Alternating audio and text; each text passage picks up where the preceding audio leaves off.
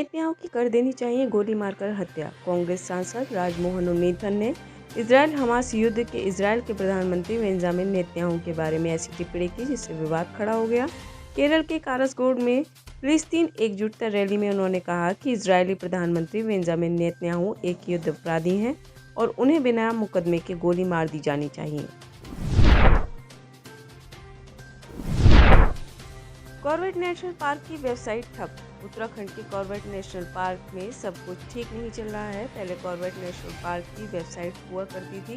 गड़बड़ी के चलते कॉर्बेट नेशनल पार्क के डायरेक्टर ने नई वेबसाइट बनवाई है, लेकिन वो भी अब पर्यटकों के लिए परेशानी का सबब बन गई है। कैंटर सफारी में एक सीमित मात्रा में पर्यटक घूमने जाते हैं। इसके लिए टिकट की बुकिंग ऑनलाइन ही होती है, लेकिन शुक्रवार को दिन एक अलग ही नज़र देखने को मिला। 48 लोगों की क्षमता वाले इस पार्क में वेबसाइट से ज़्यादा टिकट काट दिए गए, जो 75 साल में नहीं हुआ आप 5 साल में करेगी। पंजाब के सीएम भगवंत मान ने होशियारपुर में 867 करोड़ रुपए के विकास कार्यों का ऐलान किया। इस अवसर पर आम आदमी पार्टी के संयोजक और दिल्ली के सीएम अरविंद केजरीवाल भी मौजूद थे। केजरीवाल ने इस कार्यक्रम को संबोधित करते हुए कहा कि जो काम आज़ादी के बाद की सरकारों ने 75 वर्ष में पंजाब के लिए नहीं किया, वह आपकी सरकार 5 वर्षों में करके दिखाएगी। लालू यादव की बेटी ने पीके को बताया बीजेपी का दलाल। चुनावी रणनीतिकार प्रशांत किशोर पदयात्रा कर रहे हैं। हर दिन लोगों से मिलते हैं और बात करते हैं। बीजेपी, आरजेडी, कांग्रेस सबके किए कामों की चर्चा करते हुए लोगों को जागरूक कर रहे हैं। प्रशांत किशोर ने कांग्रेस नेता राहुल गांधी और लालू यादव के बेटे तेजस्वी यादव पर निशाना साधा था। इसको लेकर अब पीके को लालू यादव की बेटी रोहिणी आचार्य ने पीके के लिए लिखा, यह है कौन, इसको कोई पहचानता भी है। रोहिणी आचार्य ने अपने ट्वीट में पीएम नरेंद्र मोदी, केंद्रीय गृह मंत्री अमित शाह, पवन वर्मा, सीएम नीतीश कुमार, राहुल गांधी, अभिषेक बनर्जी, जगन रेड्डी, स्टालिन का नाम लेते हुए प्रशांत किशोर का राजनीतिक पिता बताया। आवाज से बाहर निकले केजरीवाल तो दिखाई दे यमुना नदी के प्रदूषण पर केंद्रीय मंत्री मीनाक्षी लेखी ने सीएम अरविंद केजरीवाल सरकार पर निशाना साधा है। उन्होंने कहा कि यमुना का हाल बेहाल हो गया है।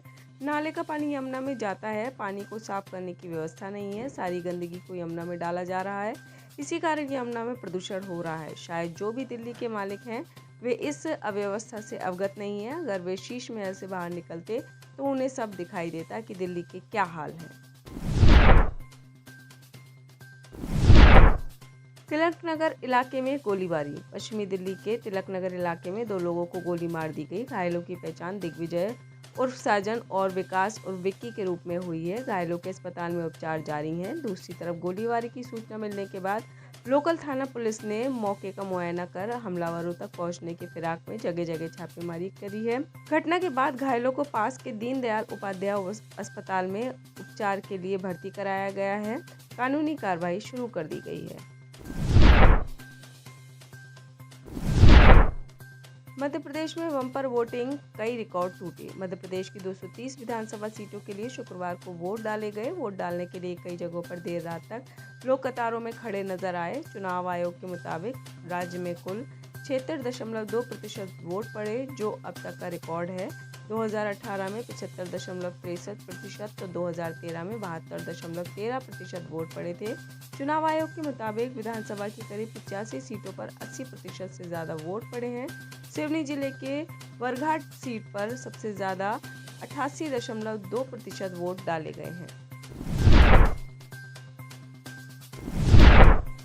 राजस्थान शिवसेना प्रभारी चंद्रराज सिंघवी का दावा। राजनीति के चाणक्य कहे जाने वाले राजस्थान शिवसेना के प्रदेश प्रभारी और कांग्रेस और बीजेपी दोनों ही संगठनों में कई पदों पर रहे चंद्रराज सिंघवी ने कोटा में अशोक गहलोत पर व्यक्तिगत हमला बोला है। साथ ही कांग्रेस सरकार को भी आड़े हाथों लिया है। उन्होंने कई जगह बीजेपी की भी कमजोरी बताई है। चंद्रराज सिंघवी ने कहा कि राजस्थान में भारतीय जनता पार्टी सरकार बनाने जा रही है। बीजेपी को राजस्थान में 120 के करीब सीटें मिलेंगी, वहीं कांग्रेस 50 से 60 सीटों पर सिमट कर आ जाएगी। अशोक गहलोत ने राजस्थान के व्यय पर ध्यान नहीं दिए। राजस्थान में विधानसभा चुनाव के लिए मतदान में मात्र 1 सप्ताह का समय बाकी है। ही राजनीतिक दल सक्रिय नजर आ रहे हैं। इसी के साथ राजनीतिक दलों में नाराजगी के चलते नेताओं के पाला बदलने का भी खेल चल रहा है। बीजेपी के प्रदेश अध्यक्ष सीपी जोशी शनिवार को जोधपुर दौरे पर रहे। इस दौरान सीपी जोशी ने कहा, राजस्थान की सरकार के मुखिया अपने मंत्री और विधायकों पर विश्वास नहीं करते हैं। विधायक और मंत्री अपने मुखिया पर विश्वास नहीं करते हैं। मुखिया अपने विधायक और मंत्रियों की जासूसी करवाते हैं।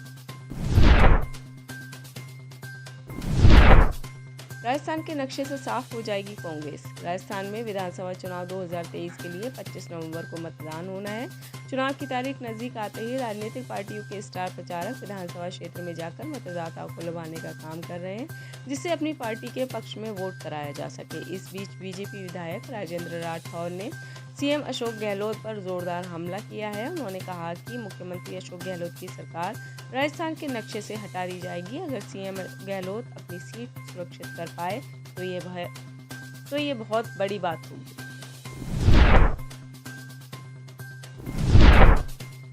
सुखबीर सिंह बादल ने सीएम मान को भेजा नोटिस। शिरोमणि अकाली दल के अध्यक्ष सुखबीर सिंह बादल और पंजाब के मुख्यमंत्री भगवंत मान के बीच अब खींचतान और बढ़ने की संभावना है, जिसकी वजह है बादल की तरफ से सीएम मान को भेजा गया कानूनी नोटिस।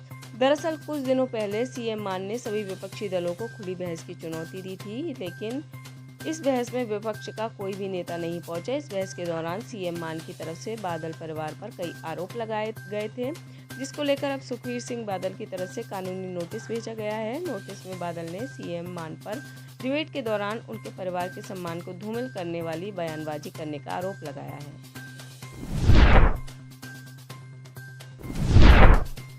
सांसद संजय सिंह की अमृतसर कोर्ट में पेशी।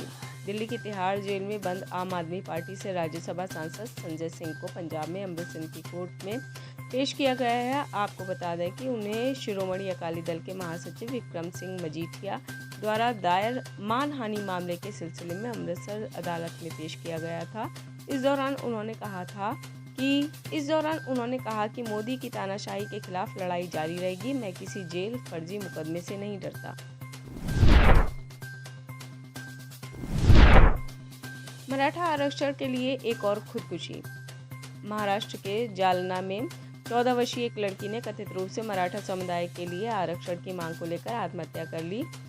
पुलिस के एक अधिकारी ने शुक्रवार को ये जानकारी दी। अधिकारी के मुताबिक नाबालिग लड़की ने गुरुवार को सोमेश्वर इलाके में अपने घर के एक कमरे में फांसी लगा ली। अधिकारी ने बताया कि नाबालिग का एक पत्र बरामद हुआ है, जिसमें उसने कथित तौर पर लिखा है कि मराठा समुदाय को आरक्षण मिलना चाहिए और मेरे शब्द व्यर्थ नहीं जाने चाहिए। अधिकारी ने बताया लड़की को एक नज़दीकी अस्पताल ले जाया गया, जहां चिकित्सकों ने उसे मृत घोषित कर दिया।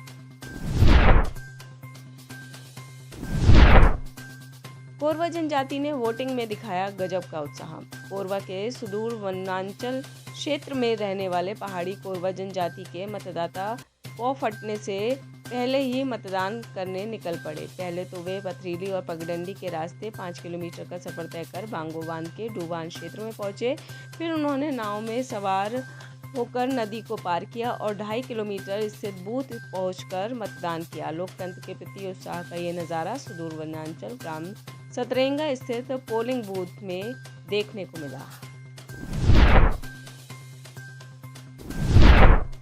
अश्विनी चौबे का बिहार झारखंड की सरकार पर निशाना। केंद्रीय राज्य मंत्री अश्विनी कुमार चौबे ने बिहार और झारखंड सरकार पर निशाना साधा है। उन्होंने कहा कि झारखंड और बिहार लूट का अड्डा बनकर रह गया है। यहाँ लूट, हत्या, जनसंहार जैसी घटनाएं लगातार घट रही हैं। मंत्री ने बिहार के सीएम नीतीश कुमार की तरफ से महिलाओं को लेकर दिए गए बयान को लेकर भी प्रतिक्रिया दी। उन्होंने कहा कि नीतीश कुमार की जितनी निंदा की जाए कम है। नीतीश कुमार को बिना देरी किए इस्तीफा दे देना चाहिए।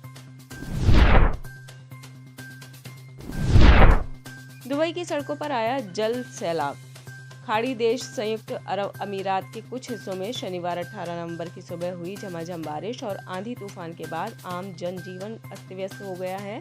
खासकर दुबई की सड़कों पर वाटर लॉगिंग की समस्या पैदा हो गई है। सड़कों पर जमा कई फीट पानी से यातायात बुरी तरह से प्रभावित हो गया है। जलमग्न हुई सड़कों के बाद स्थानीय प्रशासन की ओर से भी अलर्ट जारी किया गया है। मौसम के और ज़्यादा खराब होने की संभावना को देखते हुए समुद्री तटों से बचने और लोगों को घरों में ही रहने की सलाह भी दी गई है।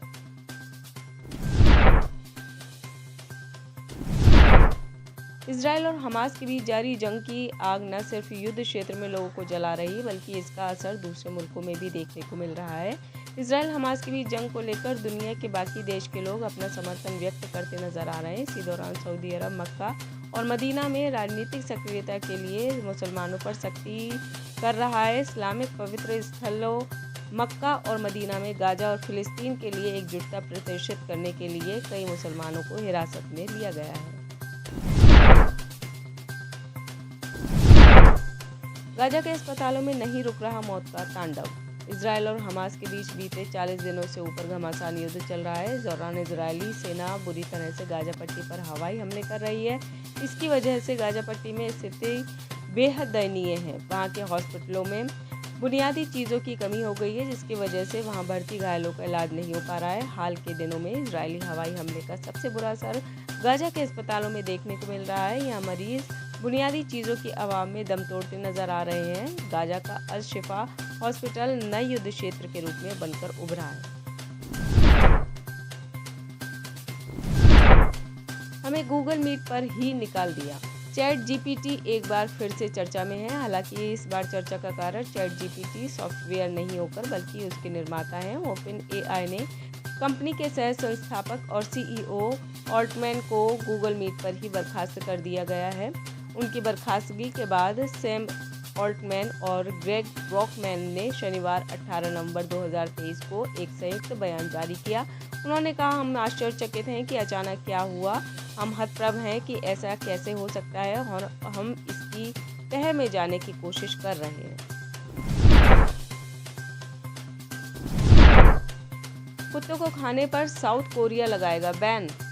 दक्षिण कोरिया में सऊदी से चलती आ रही एक परंपरा पर रोक लगाया जाएगा। जानवरों और कुत्तों के प्रति जागरूकता फैलाने के लिए कुत्तों को खाने पर रोक लगाए जाने पर विचार किया जा रहा है। दक्षिण कोरिया की सत्तारूढ़ पार्टी के प्रमुख ने कहा कि वह उनकी पार्टी के कुत्तों के मांस खाने पर रोक लगा सकते हैं।